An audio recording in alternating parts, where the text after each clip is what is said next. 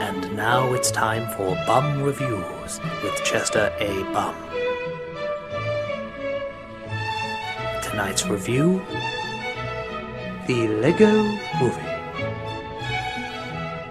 Oh my god, this is the greatest movie I've ever seen in my life!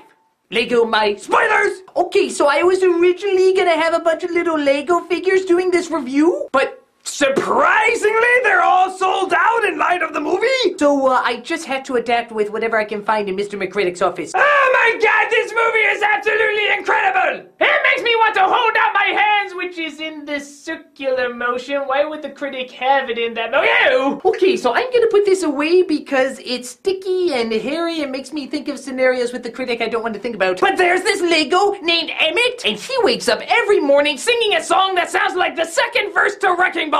Came in like a wrecking ball, cause everything is awesome. Seriously, it's those 4 chords. The accents of awesome talked about it quite clearly. But then this female Lego comes in, called Wild Style. Ironic because she looks like the missing member of Wild Stallions.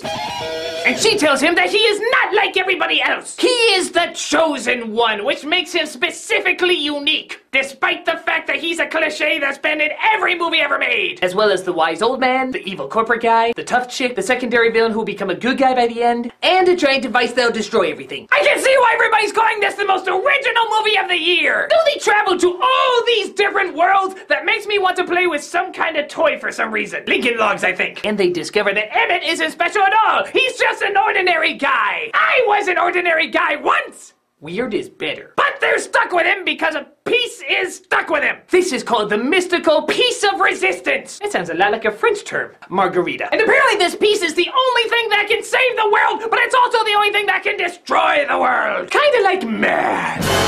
But Emmett discovers that his secret power is that he has no secret powers. His lack of creativity is unpredictable, which means they can come up with the perfect unpredictable plan to sneak into the totally predictable place that is always predictable. This movie makes no goddamn sense, but it looks unbelievable. You watch it just to see a really incredible, really long, really amazing commercial. It's like the Super Bowl if they cut out that pesky game. Though the game this year was pretty funny too. So they have all these other various Lego characters, like Lego Batman, and Lego Who the Hell Cares because Lego Batman is in this movie. And he has a brief scene with Lego Billy D. Williams and Lego not Harrison Ford. Come on, Harrison Ford, you could do a Josh Hartnett movie, but not this. Was it any more demeaning than surviving in a fridge? Or less demeaning? So Lego Emmett, Batman, Wild Style, and Morgan Freeman Wizard try to sneak inside this giant fortress and discover the evil businessman's plan. He wants to freeze the world! Have you looked outside this winter? It's pretty much frozen. I'm currently living in a water fountain that's now an igloo. And glue is exactly what he wants to use to freeze everybody! But Emmett won't let it happen. So he travels to the end of the universe and comes out on the other side. It's kind of like 2001: A Space Odyssey, only this blows your mind in a way you can show your kids. Though it is the only Kubrick movie that doesn't have a boob or a nipple. Well, unless you count Hell. So Emmett comes out to the other side of reality, and what does he discover? He was a child's play toy the whole time! Oh my god, it's the ending to St. Elsewhere again! Quick, hide Howie Mandel! He was surprisingly being too serious for this movie! It turns out he belongs to a family of Jufros that have a problem with their Legos. The father wants to keep his incredible Lego collection that he has built all his own untouched, while his little son just wants to play with them. Haven't adult children taught him anything? Toys are meant to be played with, they're supposed to be kept in their original packaging! Only to be looked at and never played with!